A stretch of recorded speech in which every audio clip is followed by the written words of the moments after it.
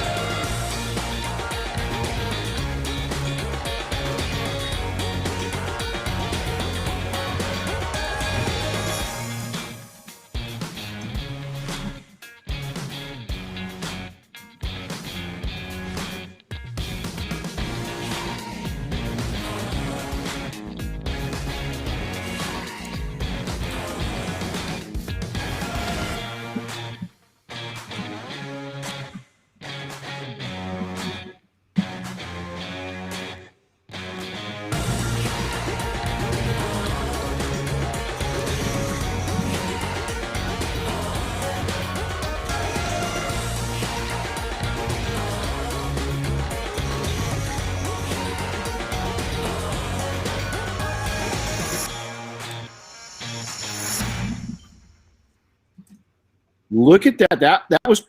Hey, Chris, did you time that with that music ending like that? I did. Were you? I mean, you DJing now? That was almost like dead perfect. Color me impressed. It's simple. Yeah, right. Simple. Now he's never going to do it again. Software. Yeah, that was pretty cool. So hey, we've got a really cool guest on. I mean, this dude. Well, look at the beard first off. I mean, for those that are live or watching the video, I mean, he is one handsome dude. But you know, is I think a giant in the industry. I'll call him a giant. You know, Dylan's here with us, and we're going to take and jump in and really talk about. You know, he comes from a really interesting perspective of one of the biggest things. We got a class here right now is that I get into. One of the 3 pillars of detailing of entrepreneurship is marketing, and I think this dude's one of the best at it in the industry. So we're going to get to talk to one of the best at marketing. But before we do that, welcome to the Renny Doyle podcast. And Chris, what the hell is on the shirt this week? On my shirt this week, it's Oh, come on! Don't hold on. Oh, look! Oh, my shirt. Mine.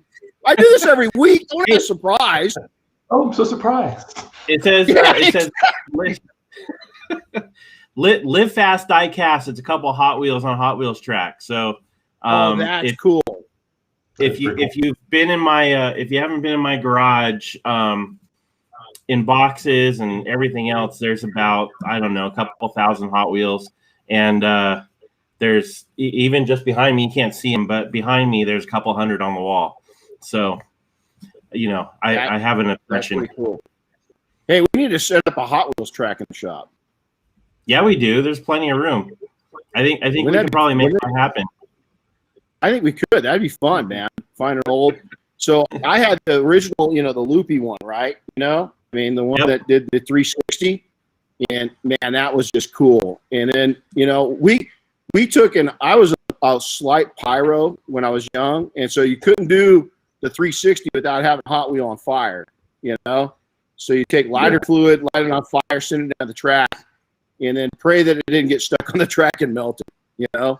You know, about 5 years ago or so, they did a live, real-size version of that on a Hot Wheels track at the Indy 500, I think, or at Indianapolis.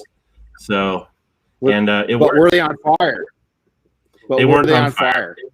No. Okay, see, that's boring. Yeah, I'll take it one step further. When I did that when I was a kid, I was a little bit of a pyro too. You take the bottle rocket, you put it on the back end of it, you light it, and then it goes really fast through the loop. They usually shoot from the end and you can't find it, but that's way cool. Man, heck yeah. That was just did you guys ever have bottle rocket fights in your neighborhood where you try to hit each other? Oh yeah, right. That was really, you know, safe and sane fireworks. You know, I mean, no way. We didn't want the boring fireworks. We wanted the Mexico fireworks. Yeah, so it was crazy. So hey, Chris, you want to introduce Dylan for those? If you live under, I shouldn't say that because there are new people in the industry. So, but you need to know Dylan. And one of the big things I tell people is if you're jumping in this industry, really start doing your research on who's who. You know, because it's really important. And then we're going to jump in and talk about events because when you go to events, guess who you get to meet? Guys like Dylan, you know, and you get. Would you let people touch your beard? You know, maybe depends. Maybe for a small. Hey, you know what? We need to get Jason Rose to grow a beard. I don't know that. I'm not sure what that would look like. I'm kind of that's a disturbing image to some degree. Yeah, I mean that would be kind of cool to see Jason Rose. I'm going to get a text right now from him. You know. That'd be cool. We gotta beard up, man. Jason and I gotta get our game going. You know, Jason, if you're watching, dude, look at this. I mean, we're just Chris, we need to have you grow a beard. But then it would take and cover your shirts. So that wouldn't be too cool. You'd have to do that. Yeah, that wouldn't be good. There you go. So all right, Chris, go ahead. Well, hey Dylan, before I introduce you fully, I want to clear something up because it's going to come up a lot in the conversation. Is the proper way to pronounce, is it RUPES, RUPES, RUPES? I think we just need to clear that up right off the bat. It's funny that we have to start every training with that. It is RUPES. But Okay. we start every training with these are the ways not to say it, and then there's the proper way, but it's RUPES. RUPES. So that's exactly how I say it. So that's good. So anyway, so everybody, we've got Dylan von Kleist, right? I pronounced your name right, correct? You got it. Yep. Very good. Anyway, Dylan's been involved in the detailing industry for over 20 years. He started his business in high school, and he's detailed some of the most valuable car collections in the world. And he eventually was, caught the attention of manufacturers, and he's worked with different manufacturers and suppliers over the years. And for the last, 6 years now, you've worked as marketing manager for RUPES. Correct. So anyway, and if for some reason, like Renny was mentioning earlier, that rock you've been living under, for some reason you've been living under a rock, RUPES is a family-owned Italian tool company, and they manufacture some of the most innovative and some of the highest quality detailing tools and polishers out there. So I'll tell you, introduction. I'm going to even go one step further. I think that RUPES changed the entire industry. I think the guy that's with us right now is one of the team members that helped do that. I remember being at SEMA the first year. They had a little tiny 10 by 10 display. They had this 3D printed model of this, and we knew that it was going to be something, but we had no idea. And my takeaway from working and watching RUPES grow and then the American team be constructed was that, I've got a saying, the best book on Amazon isn't always the best sold book, but if you can write a really good book and market it right, you're going to be a millionaire. And RUPES came in with a fantastic tool. They've continued that innovation, but the marketing behind the machine is incredible. And this is one of the guys that did it. So it didn't happen by chance, though. So Dylan, kind of explain your background. So you started in high school. The marketing started right then and there. Go from there. Yeah. I started out in high school. I would tell people I had two choices. I wanted money. I wanted to be able to buy my first car and stuff. And I had two choices: mow lawns or wash cars. And I hated mowing lawns. So that was the only option I had. I had no other marketable skills at 16. And so I started a business with a buddy, and mobile business out of a trailer, working on weekends, 16-year-old kid in high school. And eventually, that turns into one thing after another. And it's a crazy journey. I sit sometimes and kind of do the connect the dots and all the places I've gone because I clean cars, and it's utterly bizarre. I mean, if I had thought back then when we put that trailer together that I'd be sitting here right now doing a podcast talking about it, podcast didn't exist. It'd be pretty innovative if I knew they existed back then. But it's crazy, and so I just had this conversation last week with the guys at Jack's Wax. We were in Ohio for a training with them, and I kind of every time I tell this story, I have to remind people that I started a business at 16. I bounced in and out of the industry because I kept thinking I had to get a real job, and I hated it. And I'd go back to detailing cars because I didn't care that I wasn't making as much money. I wanted to be happy too, so striking that balance. But what has allowed me to get to the supplier side and do what I'm doing now is not my ability to polish a car. That got attention, but it's the secondary skill set that you develop that makes you valuable to a business. So if anybody listening or ever watch this in the future, being good at detailing cars doesn't land you a job as a marketing manager at RUPES. Being good at marketing lands you a job as a marketing manager at RUPES. The understanding car detailing is helpful in that, and that you can talk the talk and walk the walk, but you have to have a secondary skill set. And so when I hear guys talk about, man, I wish I could go to work for a big brand. I want to do what you're doing. I don't want to do the service thing forever. And the best piece of advice I can give you is develop another skill set. The big companies, the McGuire's and the RUPES and PNS and everybody in between, Flex, all these guys, they don't hire detailers. They hire people who do a job that happen to have an interest in detailing. So my soapbox to start things off. Every time I tell this story, I have to remind people it's not about being able to make cars shiny. It's about being able to do something else well and make cars shiny. Yeah, well said. So take us through. So you're a kid detailing. You keep, and it's funny. So many of us, even people right here, students right now that have bounced in and out of detailing, they keep coming back to it. it's like a drug, you know. And when you like cars and you like, I think so many of us, you know, have OCD or ADHD or whatever it is, and we like that gratification, you know, and it never seems to leave your blood. And so now you can't. It's just it becomes part of your DNA. So take us through. So you're detailing as a kid. You go into your adulthood. You know, man, I got to get a real job. So how did you stand out? You in your bio, you worked on some incredible collections. What allowed that to happen for you? It was largely built off a reputation. I mean, I started out like anybody. I had the luxury, at least, of when I started that first mobile business in high school, is my buddy that I started with, his dad was a LA County firefighter. And so if you know anything about firefighters, especially those in California, they all have a truck, a boat, a bunch of stuff, and they're sitting around the firehouse. You know, if they're working a 410 or whatever it is, they're sitting there and they have nothing else to do. So they bring their stuff with them. So we had a little bit of an inside track. We'd get the tip on where all the cool stuff was, and we'd go set up shop behind that fire station on a Saturday or Sunday, and we'd sit there. And I mean, this is 96, 97, 98. We're doing very, very, I mean, by the time standards, it was pretty good detailing, but looking at it today, I go, man, we were working too hard for too little. But we'd go there, we'd clean up, and then I felt like, you know, king of the world going back to, you know, school on Monday after a weekend of busting my hump, and I got, you know, a couple $100 of cash in my pocket, you know, feeling pretty good. That eventually expanded out, and you know, you get a reputation, and a friend tells a friend, and if you're always the guy, I always tell people you want to be the guy for somebody. Oh, I've got a guy. This guy does my boat, he's awesome. This guy does my truck, he's awesome.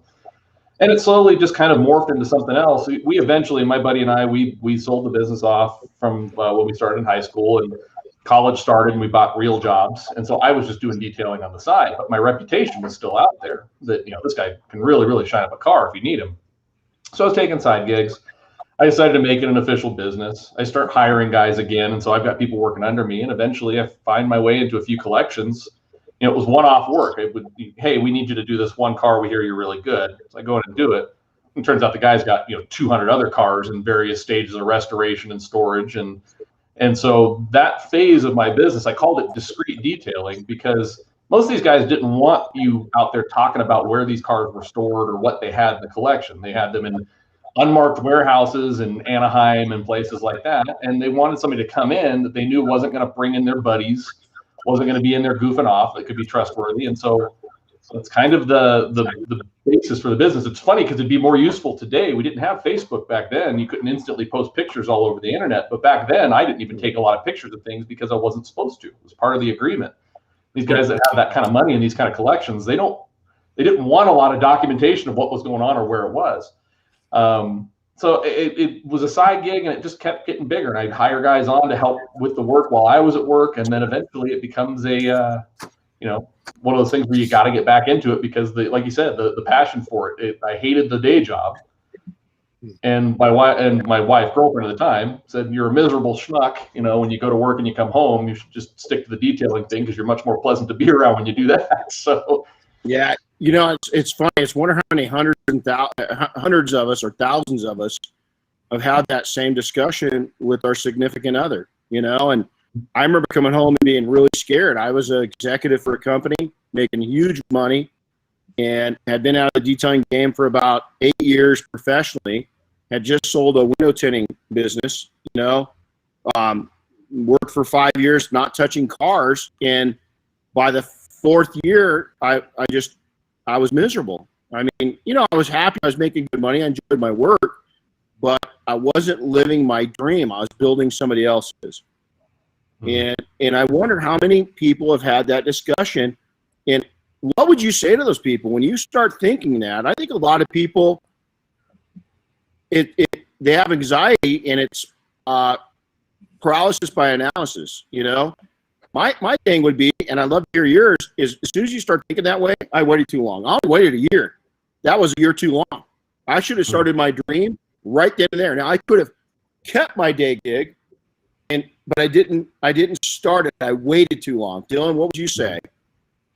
I'd say, you know, it's the hard to answer question of work. It falls into the work-life balance thing, right? And part of work needs to be that you need a sense of, I'm big on it. It's not necessarily happiness, but fulfillment.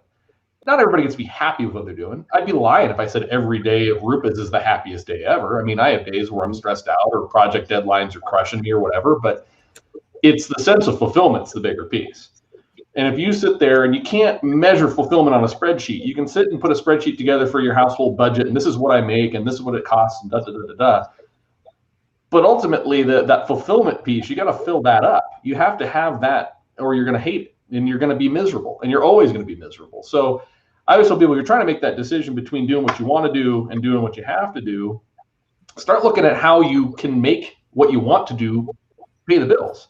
I mean, it was a solid 50% pay cut when I made the full jump back into the supplier side. I went to work for Adams Polishes. I had a detailing business on the side. I was working for a company called Avery Dennison, a Fortune 400 company, massive paper material supplier. Pretty much every label on earth is probably printed on material that came out of the Rancho Cucamonga facility.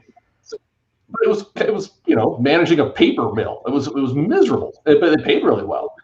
And to that point, I had the conversation. It was another time with the wife. She goes, "You're miserable. You suck." And I said, "Well, it's about half the amount of money if I go work for Adam Vitale at Adams Polishes." She goes, "I'd rather make half the money and figure out a way to make ends meet than have to deal with you coming home every day miserable.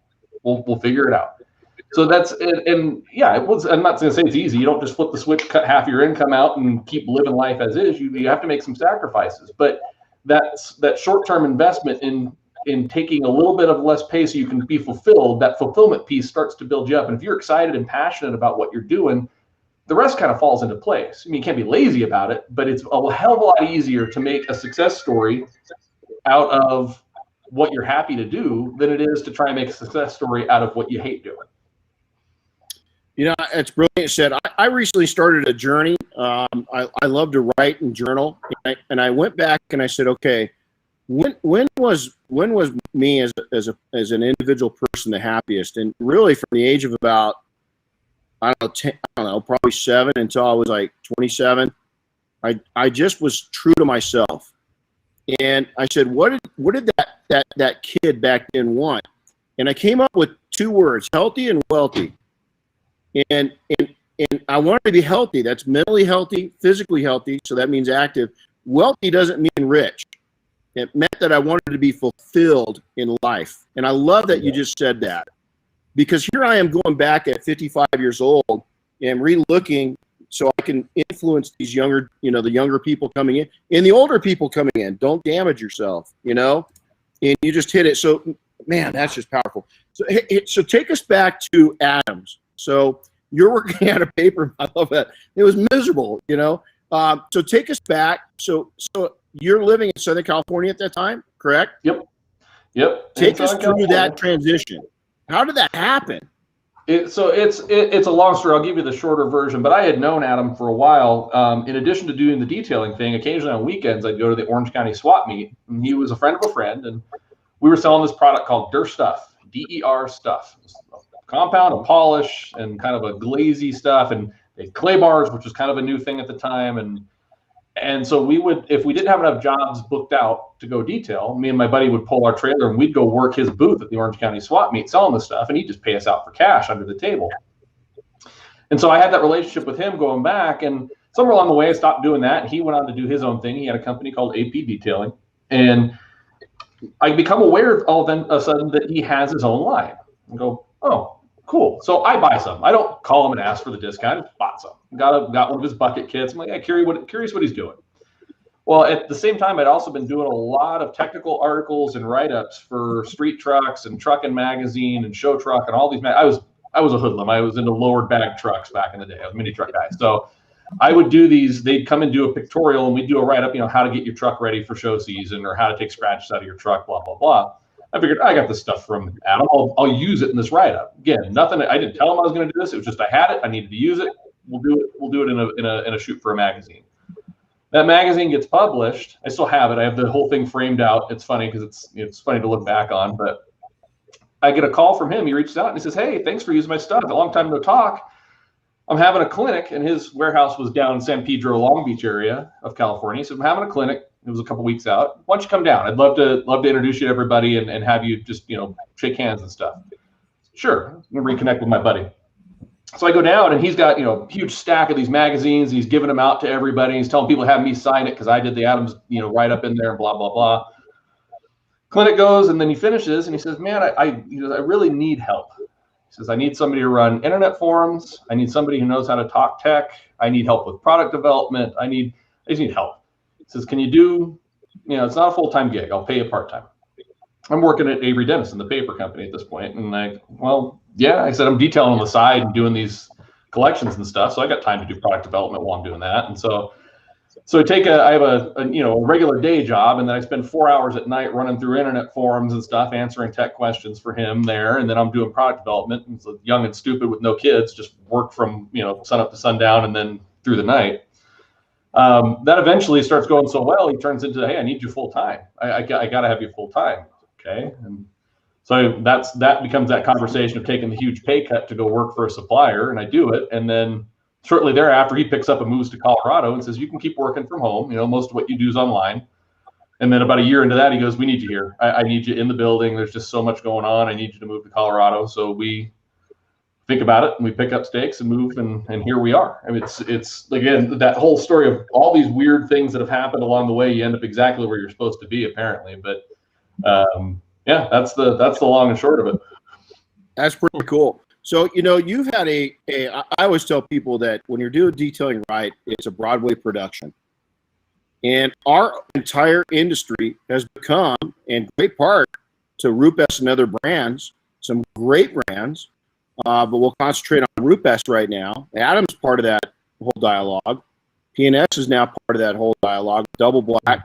I mean, there's a lot. I mean, Ceramic Pro. I mean, these different companies that have really been a fine example that detailers can follow, that marketing's important. So take us back from looking from the stage at how has detailing changed from your trench warfare days to the guys that are in the trenches today? Let's talk about that for a second. Yeah, and you bring up a good point. The marketing thing, there is a lot of really good marketing in the detail industry, even compared to a lot of other industries. If you just do a comparison, the marketing in the detailing industry at various levels, all the way down to the technician up to the suppliers, is very good. And the one thing I always have to touch on when we get these kind of conversations is that a lot of people perceive marketing to be, I don't want to call it the dirty trick, but people, oh, well, it's all marketing. It's all marketing hype. There's no substance. And it can be, right? There can be a brand that's propped up hugely on flashy marketing and not a lot of substance. But those brands are typically flash in the pan type things. The standard for marketing has gotten so high in the detailing industry that it's pretty easy to spot the fakes pretty quick. Back in the day, you could have been the flashy marketing guy and then had a crap product or crap service, and it would have maybe sustained for a little while. Where we're at now, with the marketing quality being so good at every level, you kind of have to have both, because the frauds are found out real quick, right? It happens in a matter of minutes, not weeks, years, or months. You're found out like that. But it's interesting for me to see that a lot of the brands, and I take this personal approach with RUPES as well, is it's more about trying to tell the story to the customer. It's not about pretty pictures and things. It's trying to tell the story to the customer. What's it like to use the product? How does that product fit into their world? What problem does it solve for them? What components to it? It's more than just a tool or a pad or a compound or a detail spray or a coating. What comes with that? Because you buy RUPES polisher, that's fine, it's polisher. You can buy a polisher lots of places, but we market on the idea that there's an entire company of people that are behind it to provide technical support, to provide repair support, to provide training, to provide ongoing education, all these things. So that's the twist in marketing now, is a little bit more of telling that whole story. It's not just the flashy product anymore. You've got to tell the whole story of the brand in 30 to 60 seconds sometimes, right? That's the trick. And that's not something that we saw back in the day. It wasn't storytelling back when I started. It was, pretty pictures and make it look cool. It's come a long ways. It's gotten more complicated, more nuanced. At the same time, there's more of it, and I think more and more guys are figuring it out. Yeah, to me, it's just, let me read something. I sent this to Jason Rose this morning. I mean, it does blow me away as we're talking about his upcoming training here. And we were blown away that it was filled up that quickly. But I said, I couldn't agree more. I said, unthinkable that the demand is this high for education now. I never dreamed we would see this greatness in our time, in our careers, young and old. True entrepreneurship is alive and thriving in the detailing industry. I never dreamed 10 years ago I would say that. Never. You saw an occasional true detailer really, really make it. When I say make it, buying houses, investments, not working 7 days a week, 10 hours a day. There's entrepreneurs out there that are Monday through Friday, 8 hours, and healthy and wealthy. And, I think it's companies like RUPES that and professionals like you that have made that happen. And it's pretty dang exciting. So, hey, Chris, this is a detailing success takeaway. So, Dylan, this is a time where we get into some nitty gritty, what I think is some of the most important conversations we have during this discussion. But before that, Chris, we've got today's takeaway sponsor is. Can anybody guess? Well, yeah, we want to highlight RUPES right there on the shirt, right? So there you go. And I thought, we've all got our favorite tools and stuff like that, and RUPES has definitely got, they're probably their most popular is your Bigfoot 15 millimeter and 21 millimeter and stuff like that. Dylan, what's your favorite from the lineup? My personal favorite, all things considered, I actually like the LHR 75 pneumatic. So the mini pneumatic is probably the most fun tool to work with. It's 15 millimeter orbit at 11,000 RPM. So it's humming. I mean, it's pound for pound the most powerful tool we make. You can't really do a whole car with that tool. That'd be a heck of a lot of work to do a whole pad with that, or whole car with that tool. So in terms of functionality, the one that I grab the most is going to be the LHR 15. But if I'm going to say which one makes me smile the most when I grab it, it's that 75 pneumatic. I think I cackle and giggle like a schoolgirl when I use that thing. It's just so fun to work with that thing. That's pretty cool. That's pretty cool. Hey, real quick, Renny, take us back in time though. I wanted to go back. When did the Mark I first come out? What year was that? So it's 2011, 2012 is where it's shown at SEMA, somewhere in that range. I always forget. I think it was 2011. It's shown at SEMA. It actually starts hitting the U.S. 2012, 2013. So, like for example, I have my very first 15 that I bought, and it is a early build. It was built like January 2013. And it was one of the earlier ones in the States. So I've seen a few 2012 serial numbers out there. They trickled in at first. I mean, the Italians had no idea they knew they had something, but they had no idea. They hadn't experienced the detailing market in the U.S. And in terms of markets, the U.S. is probably one of the most developed detailing markets. There's more technicians and more independent operators here than I think probably there are any around the world. And so the Italians were largely ignorant of it, not for lack of trying to understand. It's just a lot of people don't. Even the people who live here don't fully understand the scope and breadth of the detailing industry and how big it is, really. So when they first started trickling in, I think they had no idea the demand that was about to hit them. And so it's funny because the serial numbers, there's very few of these 2012, 2013s, and then also the 2014s are like this because holy crap, we got to make more of these things. These Americans are nuts, and they're buying tons of them. I'll have to look at my serial number. I think my Mark I is from 2013. Yeah. So I think I'm trying to find a 2012. If somebody has one, I'd buy it off of them just so I can have it. My 13's been fully gone through. It looks like brand new. I don't use it anymore. It's been restored. It sits in my office as a nice little trophy. But I want a 12 just so I have kind of a super early one in my collection. Yeah, I gotta look at it. Mine was an early one. I mean, I remember when they're flying them over. Remember that? Yep. When they had the demand was so heavy that they were flying them over, and mine was on one of those planes that when it was flown over. I mean, it's unreal what the demand was. So hey, let's talk about marketing a little bit. This is a big takeaway from a detailer. Again, trench warfare. People are in the trenches. What are people getting and not getting when it comes to marketing? We talked briefly about it, but if you want to talk to the independent detailer, what's some good input that you're going to give them? So I think the first one's simple and it's been touched on a ton. I think you and I have had this conversation before, and I've seen it talked about other places. Stop marketing to other detailers. Like it's I for as much as I talk about all the good marketing, I do see plenty of bad as well. And the perfect anecdotal story I have for this. I have a buddy he's into cars, but he could give a squat about detailing. And occasionally he'll ask me to clean up his cars. His cars are always swirled. They're clean, but he doesn't do a good job of washing them, so they're all swirly. And it's just not his thing. He doesn't care. The swirls don't bother him, and largely he tracks his cars. But he got interested. He bought a new car. He bought a CTSV, a newer one, and he thought maybe you should take care of this one. So he said, he started doing research on ceramic coatings.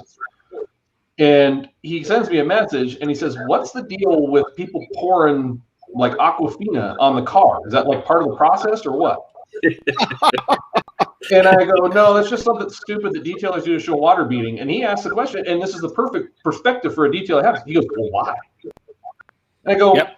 An excellent question. I know, because they want to show the water beading. But to the consumer who's ignorant of what this does, all that is a weirdo pouring a bottle of water on a clean car. And he's going, what the hell are these guys doing? Why are they pouring bottled water on cars? That kind of stuff drives me crazy. And you just go, that's not putting yourself in your customer's seat and viewing it from your customer's perspective. That's viewing it from your perspective, the perspective of other detailers, doing it for the gram, oh, check out this water beading. Instead, what you should be doing is educating your customer on the benefits of what that product does. And if you want to sprinkle in that, water beading is part of that, or it's an effect of that, you can, but customers don't care about water beading. Why would you frame up a marketing campaign around water beading? For a supplier, a manufacturer of coating, they should do that. They should be marketing water beading so that the technician buys that product because of its beading ability. But for a detailer who applies a product to sit there and market water beading to a customer who has no idea that water beading is good, bad, or what, is hilarious. I mean, it's just throwing bad money at an ad. You know what my brother asked me? He goes, hey, is the international indication that you're a detailer a green hose with water coming out of it hitting a car? He said, for the last 5 years on your feed, that's all I see is somebody with a green hose spraying a car down. And I'm like, I mean, it's like, and people still do it today. And I'm like, I just shake my head. So I'm glad you said that. Now with that, this kind of goes into it. What sets, and I don't want you to be humble here. I want you to be dead honest, because you guys came in and changed the tool industry, period. It'll never be the same because of the brand. What sets RUPES apart from your competitors? I mean, it starts foundationally with the team, and we can thank you met Chip Case, who's now retired. He was our first CEO, and Chip was effectively employee number one. Him and Todd Helm, who you also know, were kind of the first two guys, and they were on an island. There was no infrastructure here. There was about 5 distributors. Everything's being shipped in from Italy and shipped direct to the 5 or so distributors. Kevin Brown at Buff Daddy and Todd at Esoteric and Auto Geek are getting their little shipments of stuff. Phil at Detailer's Domain. There's zero infrastructure. So we can thank kind of the foresight of Chip, who was at the helm at that point. He said he didn't come from a detailing background. He'd worked for Dynabrade. He'd been in the abrasives industry. And this is the best way to build a team, is to build it with a team of experts, right? So he goes out and he finds talent. And so basically Jason and I started a day apart. You can remind him when he's at the training, I started a day before him, so I have seniority. I started exactly one day before him. And so I like to remind him that RUPES found hiring me as a larger priority than hiring him. That's exactly it. Jason, and you listening? I get full rank because I started a day before he did. But anyways, so we go out and we seek talent, and we pull in people that it's not just good detailers, but people who have a secondary skill set. Jason is incredibly good at product development. He is an amazing trainer. And these are components. You kind of build this thing. You plug in little bits and pieces to build this thing. And eventually we get the facility. We plug in more people and more people. We keep adding extremely talented, high caliber people to the team that are invested in the mantra that we have, which is educate to differentiate, right? We want to teach people a better way. And if they choose to use our stuff, that's great. But we're gonna teach you regardless. You're gonna learn how to do stuff better, and we hope you choose to use our stuff. Secondarily to that, and it's part of the team mentality, is then we start looking it ties in a little bit to what I was saying about marketing and viewing things from your customer's eyes, is alleviating pain points. So for a power tool company, one of the biggest pains in the butt is if something breaks, what do I do with it? So we have gone to great lengths to put together what I believe is I don't think there is another repair program in the industry like ours, where we have a dedicated team that is just there to help with troubleshooting and repair. These are guys who work on the manufacturing line in Colorado, and they repair tools, and we will bring a tool in, preventative maintenance or otherwise, and we will turn around as fast as possible. And it's done in-house. It's not farmed out to a third party. You're dealing with the company that put it together, and that's the company that's going to take care of you. So it's those little things. I try to tell people, and it's something that I put into my marketing and something that everybody should take to heart, regardless of what level they market at, is sell solutions, not products. All right? Sell the idea that the company is going to stand behind it and fix a problem for you, whether that be a repair or technical training or make your job faster because of this product we have. We don't sell polishers, we sell solutions. And I think that's the mentality that even detailers can take away is you're not selling paint correction and coating, you're selling a clean, shiny car that's easier to maintain. You're not selling interior details, you're selling a clean interior, you're selling the solution. The customer doesn't care. Don't tell me how the hot dogs are made. Just give me the damn hot dog. That's the mentality. And so that's kind of something we take to heart real heavily here at RUPES, is that we aren't about the Bigfoot polisher or this pad or that compound. It's what that can do. What's the solution? What's the problem that solves? And taking that approach is, I think, largely what contributes to the success. We're not selling products. We're a consultant, basically, that helps you fix a problem. And that's where we want to exist for most of these guys. God, I love it. Well said. So SEMA, it feels like an eternity since we've all been together, right? Can't wait. Any little hints or anything coming up? You guys going to do anything new or exciting in SEMA? Well, there's some stuff in the works. Share with anybody else. Yeah, it's just you and 46 of our closest friends. No, nothing that I can comment on publicly, but there's always something going on behind the scenes at RUPES. I just tell people the second we release a product, the replacement for that product is already in development. So be aware of that. There's certain things that are always going on. But there will be some. Which ones will be ready for SEMA, we're not quite sure yet. There's still quite a few things that are kind of on the cusp of being ready, and we want to get them out there. SEMA itself, I mean, I'm just excited that it's back. I mean, we need it. God, do we need it? Like Renny, you and I haven't seen each other in person since I think SEMA, like it's 2019. Nope, so it's been a minute, man. No, so I need to throw hugs and my high fives, and I need to see some people face to face. These are all great. These video things are great, but I need some face to face time. Well, we're gonna have fun. We're planning on throwing our party again, and so you definitely need to be there. But we're looking forward to it. Yeah, So now going on is we talked about your favorite tool. So what's something that you'd like to see tool-wise, not necessarily polish or anything else, but maybe it's not a tool, maybe it's a instrument we use in business. What would you like to see detailers engage more in when it comes to what's available for us, or what you need to be looking out for in the future? I'm a data nerd, and which is funny because my worst subject in school was always math. I suck at math. Give me a spreadsheet and some numbers though, and I can make some pretty key decisions. And I think it's a tool that exists that is underutilized, is detailers using data to make decisions. There's the black and white of all things. Everything can be measured, weighed, and quantified that operates within a business, right? And so I don't see enough guys making data-based decisions, whether that be in their marketing campaigns and doing proper targeting and studying what's working and adjust. It's the analyze, adjust, and deploy. Analyze, adjust, and deploy is how I operate with anything that we do with advertising, right? We run an ad, for a fixed period of time, we look at it and go, what did it do? Where did it succeed? Where did it fail? Make small adjustments and then redeploy again. And continue to refine that and distill it until it's perfect. And I see too much in advertising for guys who are doing paid Facebook ads and stuff. It's just the shotgun approach. I'll put $10 at it, see what happens. And then they do it sucked, it didn't do anything. Okay, well, I mean, whose fault is that? So, so the tool really is, it already exists. All the data is there. Be better at mining data, analyzing data, making decisions based on data. If it's not about your ads, it's about your process. How can you shave seconds or minutes off of every job? Just every training we do centers on so much on efficiency and how can we get through the process faster. That's stuff that's easy. You don't have to be a wizard to do that. You can do a time study on what you're doing and try and trim out, whether it be plugging in a product that does a better job or does something faster, or trying to combine steps. Taking data and looking at it and making decisions and adjustments based on that. That's the thing I want to see more guys do. You know, it's amazing you say that, because I've had some amazing mentors and coaches in business through my life.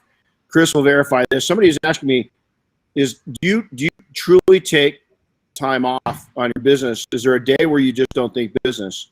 And my answer is you know, on the weekends it's my family time, it's my time. You know, I mean, I do work, but here's the reality. I look, Nick, Chris will verify that. I look at my data every day, 365 days a year, and it only takes 30 seconds.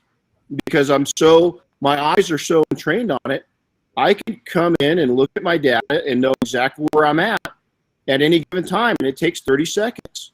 Yep. It's not a big task once you know, they say, what's the days? You do something 27 times in a row and it's a habit. Is that, Dylan, you just nailed it, is whether it's your numbers, whether it's your hours, you know, whether it's your profits per hours, your shop rates, your cost per service. All those things you should have at your fingertips, and software allows you to do that, and it's there and present now and available for you. Yep. It's brilliant. It's as simple as putting together a dashboard, really. I mean, that's where you get to eventually, right? You get good at looking at numbers, and eventually you have your snapshot, and everybody should have key metrics. And this is something I learned. This goes back to the Avery Dennison paper company days. We started every single shift. There's a huge board, and there were visual anodes, and everything was color-coded green, yellow, red. And it was the key numbers we looked at for production and shipping and all these things. And basically it was the whole staff got in front of that at the start of the shift. And then you looked at it, you knew if it was green, things were going good. If it was yellow, it's on the fringe. If it was red, we needed to work on it right now. And it was a 1-minute startup meeting at the start of every shift. And I've adopted that in everything I do, is that there are certain high level numbers and metrics that you need to know as an operator. You mentioned something like, what's your profit per hour? What are you making? How many jobs are you booking? All this kind of stuff. You can just analyze those keys. You don't have to do the deep dive every day, but if you pull that data into one place and can look at the start of every day and go, okay, these are all in the greens. Uh-oh, red. What's wrong here? Oh gosh, our cost for whatever went up this much. That's a flag. I got to go start looking at how do I reduce that cost. Simple. And you can do it, like you said, 30 seconds, and there should be not a day goes by where you don't at least take a glance at those numbers. Absolutely. Yeah. You know, it's amazing that you say, you know, the color code. We, you know, the military, both in search and rescue, civilian search and rescue, military, is the Coast Guard developed a thing called the Gar Report, and what that stands for is green, amber, red. So so on a rescue mission, is how we do that is our team. Let's say that we're all a team right now. Dylan, you're our commander. Is our commander will reach out down to us and he's like, okay, guys, you know, pretty hairy. What are you guys going to each rank this? And green, amber, red. And if there's one red in there, that's data. And we go back and we say, okay, Chief, why are you looking at this as red? And that may be a go, no go on that mission. And so data is in every part of our lives. And detailers, unfortunately, I don't think look at that. That's one of the most important things on this podcast I think anybody's brought up. And I want to thank you for that, because listen to this. That data, there's a guy right here, and I know you're a data guy. I've watched you and analyzed you for years. And I love the fact that you guys, the influence that RUPES, the culture of RUPES, has been game changing. And I think you saying that's just magical. So okay, let's take that sexy beard and let's take it down and let's look at your crystal ball. Okay, so rub that beard against the crystal ball, get some energy going. What are you seeing in the detailing industry ahead for entrepreneurs in regards to products and in regards to tools? So 3 separate questions. In tools, I think, you know, it's funny. I think there's more, not less. And that's not just because we're a tool manufacturer. I think that a small investment pays large dividends, and this goes back to that efficiency thing. And it's the reason why we have a 21 with a 7-inch pad and a mini with a 3-inch pad, right? Sure, that tool costs you $300, but if it saves you a couple of minutes off of every job from here till the end of time, it paid for itself within the first few jobs. So, and I think, whether they come from us or other companies, I think more innovative tools that solve maybe not bigger issues, but more specific, very niche things. It's that specialty tool that you whip out every 2 or 3 cars, but it makes that job so much easier. So I see that the breadth and the number of things that a guy would have if he's really, really operating efficiently is going to increase. The trend that I see, and I've been kind of soapboxing in all of our trainings about, is diversification. And I think for years we've been on the correction and coding train, and I think that's good. I think there's big money and there's value in that service, but not every customer is a correction and coding customer. And I think too many guys are trapped in that loop where if it's not the $2,500 full multi-stage correction and coding job, then I don't do it. I don't think that's wise from a stability standpoint. I don't think it's recession proof. I don't think that it's diversified enough. So I keep preaching this diversification of services thing is you've got to have express services. You got to have varied price points. If a guy comes to you for a coating and you say it's $2,500 and he goes, oh God, man, I only wanted to spend like at most $500, then you should have a $500 option. Don't be too good to take that money.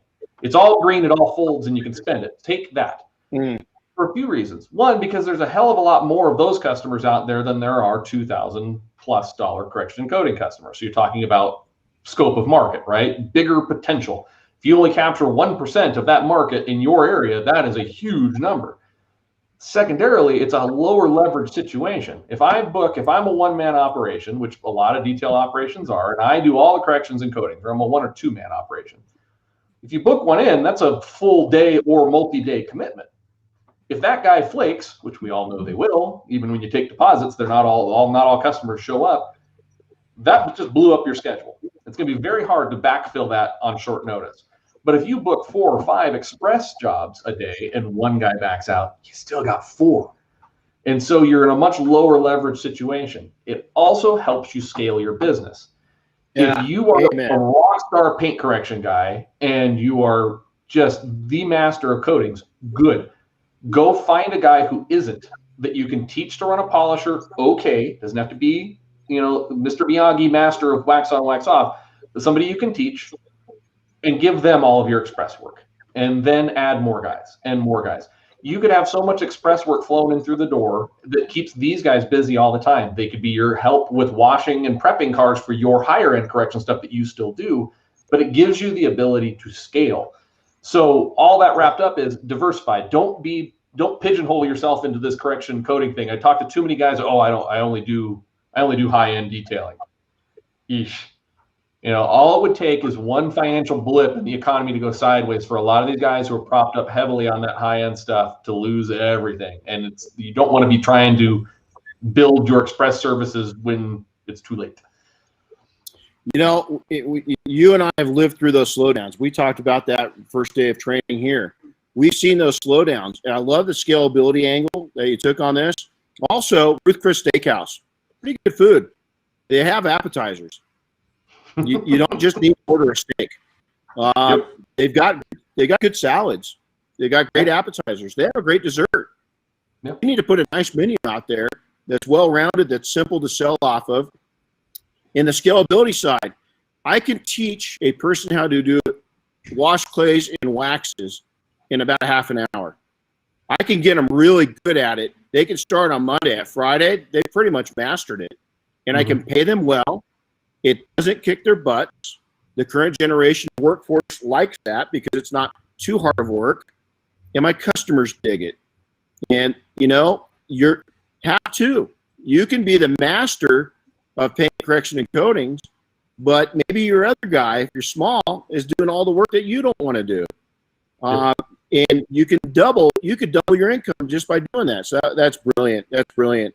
So what do you think's coming out for tools? I mean, where are we going tool wise? I mean, Do you think there's a future in cordless? I mean, Makita changed the game back in the 70s. Where are we going with all that? I think cordless is definitely the future. You know, it's something that obviously RUPES is looking into. The challenge for us is that we've always centered our stuff on ergonomics, and so the one thing that is lagging, I think, in that realm is that the battery technology hasn't quite caught up yet. It's good in short bursts, but you're constantly cycling batteries, and they're expensive. They're also heavy. And so battery technology is slowly catching up with everything else. We've got all the other componentry, and I say not just RUPES, I just think as a whole, the power tool industry has smaller, lighter, more efficient motors, all the other things we need. What we need is the battery technology to catch up. And with the ergonomic focus being so high for RUPES on the design standpoint, the thought of slapping a battery on the back end that weighs as much as the rest of the tool, making it tail happy, blows up our commitment to that ergonomic idea. So it is the future, because we've got to get away from having to be near power and that kind of stuff. And obviously, so many other industries, if you look at companies like Milwaukee and all these other guys, the stuff that they're doing with battery technology is amazing. In industries where either the usage is short burst, you know, it's a couple seconds to a minute here or there, or the battery hangs off the bottom of the tool, it doesn't change that balancing dynamic. Detailing is different in that with these long tools, and you're going to be using it for, if you're really serious about this, 8+ hours a day, right? And so there's a magic point where I think battery technology catches up with tools. That's me looking into my little crystal ball and kind of guessing. Will it? Everything always does. I mean, look at how much storage you have on your iPhone now compared to your first cell phone, right? Data has shrunk. You can get a terabyte of stuff on your phone now where you couldn't even get, you know, a fraction of that on old stuff. Things get smaller as technology advances. They get lighter, they get faster. So I think that we are going that way. I just think that we're waiting on the last piece of the puzzle to catch up with everything else. So, a challenge. You got your phone by you? Yeah. Dylan? Okay. Chris, you got your phone by you? Yeah. Let's see who's got more. Go into your photos and tell me how many photos you have. I just cleared out mine. Okay. How many photos, Chris? Well, it's showing 6,700 right now. Okay. Dylan, how many photos you got? I'm at 4845. 4845. I'm at 22,339. I think I need to clean my phone up. My point to this is that Dylan just nailed it. Is that here's the deal: when RUPES does jump into that game, they're going to jump in hard. It's going to be a game changer. I can tell you that right now. We all know that. I can't wait for you guys to do that, because what it's going to do is just elevate the game across the board. And I think that you guys, if anybody's going to figure out the ergonomics part with the battery, you know, and I think that if you're a young detailer at some point, probably the majority of your work's going to be done with a cordless tool eventually. You know, eventually. That's my prediction. Going that way, right? Everything's going that way. Electric cars are. I mean, when GM announces an all-electric Hummer, and I think the Ford Lightning that's coming out is going to be all-electric, and all these things. When companies of that size have made the commitment to go that direction, everything follows. And so it's just a matter of all the pieces falling into place for every bit of technology, and eventually we live in a completely wireless world. We're not quite there yet, but I think we'll get there sooner rather than later. Well, you got these guys that are built, you know, having battery packs the size of this table for their vehicles. That technology takes and flows down to us using tools. Yep. And it's you know, I mean, I'm really excited about it. You know, right now there's some stuff out there. They're not perfect, but it's a step in the right direction, and it just creates innovation. You know, you look at our industry states. You know, we were really excited when a new compound came out. It's still exciting. You know, it's still exciting. But that was the biggest news ever, is look, we've got a new compound. And then 9 years later, there'd be a change in that compound, you know. And, ooh, look, we got foam pads, you know. And foam pads sat on the shelves for a decade before anybody trusted them, you know. And so to be in the industry now where there's so much innovation, so much creative minds, and so much creative power, pretty exciting. So one piece of advice. If you could, you've watched detailers across the world, you've engaged globally with people. What's a piece of advice you'd like to leave with people today? I think I said this the last time when me and James were on, and it's one of my favorite things. I don't know if I came up with this. I feel like I did, but maybe I didn't. Maybe I'm wording somebody else's words this way, but nobody ever built a nice house by stealing bricks from their neighbors. And it's that idea that you don't want to have the nicest house in the shittiest neighborhood. Excuse my French. You want your whole neighborhood to be nice.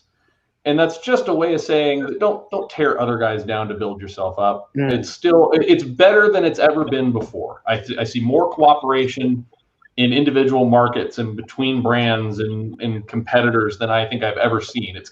We've been on this slow improvement scale for a while, but I still see kind of the down and dirty backstabbing, type mentality in some markets where a guy will say something about another guy and it's just this bitter blood feud type thing. And it's, there's enough business in this industry for everybody. I mean, there are more cars than if all of us detail nonstop from here to the end of time, there's more than enough cars for us to clean. We should all be on the same team of generating interest for detailing services, what the value is to the consumer, and then trying to capture our fair share of that, not tearing the other guy down and fighting over one customer or a group of customers, right? You're not going to be able to, you don't get to be the only guy in your city, unless it's a very small city doing detailing. So don't spend time trying to rip other guys down to build yourself up. Exist on your own reputation. Again, you don't want to be the nice house in the bad neighborhood. You want a nice neighborhood to live in, and that comes with everybody else being successful as well, not just you. Well said. It's a couple points off of that you just hit on that you made me think about is, I never really concentrated when I was building my shops up. I never concentrated on taking customers for another client. I concentrated on building clients that weren't doing detailing into detailing customers. Mm-hmm. Is that I wanted to take and convert people that just had no idea of what a really nice car looked like, and getting them addicted to my services. And I just didn't concentrate on the other guys. The other thing I want to do is take this one step further. You represent a brand, I represent a brand. Is the worst thing I see is, trainer, mentors, coaches in the detailing industry. Seems like everybody's now trying to train, right? The worst thing I see is when somebody goes in and asks about somebody, hey, what do you guys think about XYZ trainer? It has nothing to do with me. And then you see smart asses come on and absolutely sabotage that brand. Stop being brand sabotage. If you don't have anything nice to say, you can go in and say, let's say that you find hey, this pink cup detailing product, what do you guys think of this pink cup detailing product? And you can say, not my favorite. I've used things I probably prefer a little more. That's called being professional. When you go in and say, oh, that stuff sucks, you're an idiot. Yeah. You're not part of the solution in this industry. You're part of the problem. Yeah. And so stop being a freaking. Yeah. Spend less time criticizing and more time praising, right?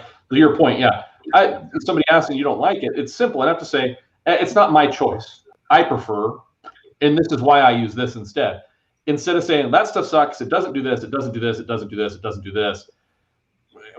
That doesn't build anything up. I never can. I don't have a lot of patience for people who love to point out problems but never provide solutions. We all have those people that exist in our spheres, right? That just want to go, well, that sucks, and then that's the end of it. And you go, okay, well, what doesn't suck then? I get that you don't like that, but what do you like, right? So it's a very simple thing. That's not my choice. I didn't have a good experience with it, but you know what I really did like is insert whatever. Absolutely. So I'm trying to get that message out because we're going through a little, COVID. We saw some of the wild beasts come out. Some of the animals were let out of the zoo. It did calm down over time, but now I'm recognizing, we're getting a little cocky again. Things are going good, and there's people being I'll say it. I don't get my feelings hurt, guys. I really don't. It's pretty hard for me I'm a sensitive person, but if I don't know you, I really don't give a shit what you think about me. I got news. But when you go after a friend's brand, or you go after a brand that I just have, maybe I don't even know them, but I've got respect for them, I don't think that hurts the brand. I honestly think it hurts our entire industry, is because consumers look at you like you're a buffoon. And then you take and downgrade. Guys like Dylan and myself, we've been working on this our entire lives, our entire professional career. Don't shit in our pool. Simple as that. We work too hard. There's too many people that have worked too hard to get it here, and your little pansy ass doesn't mean to be damaging what we've worked hard to do. And so, hey, Dylan, it's great. I can't wait to get around you.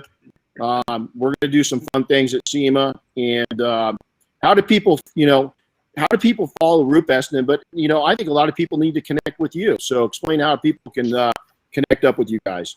So simplest way, so we've got kind of two channels for everything, right? There's the global, which is our Italian friends that manage the whole world, and then there's the North American piece, which we're in charge of here. So simple is at RUPES USA or at RUPES for all things, social media, Instagram, Facebook, YouTube, all that stuff. Those are pretty easy to find.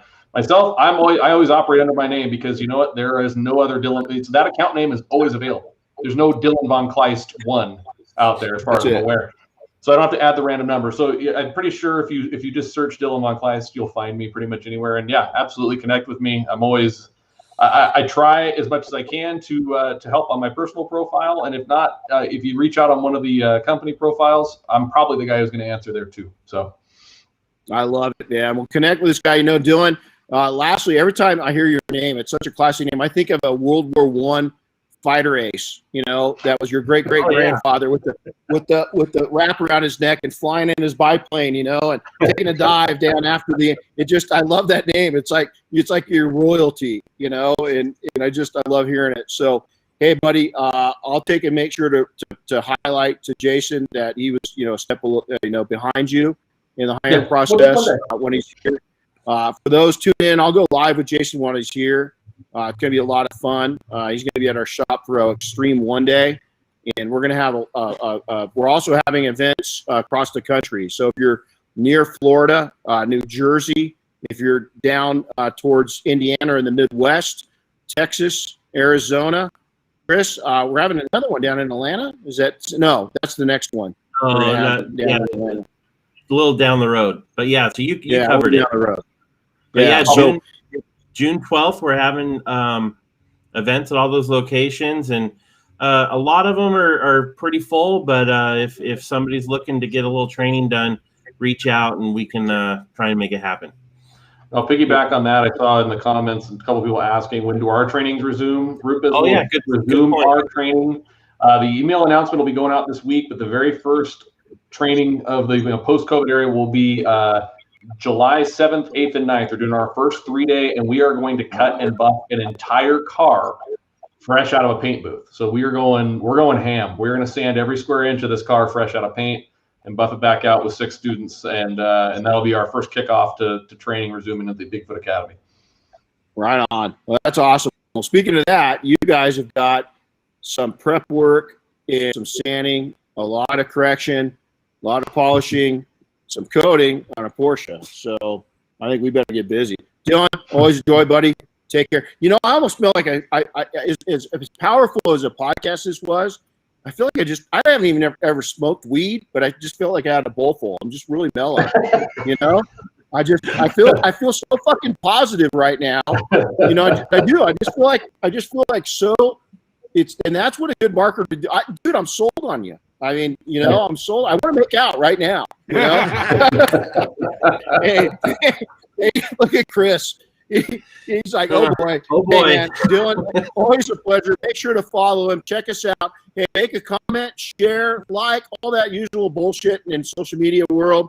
We want to hear from you. And again, thanks for tuning in. Dylan, always a pleasure, buddy. See you, man. Good luck with the first training, too. We'll see you later. Take care, guys.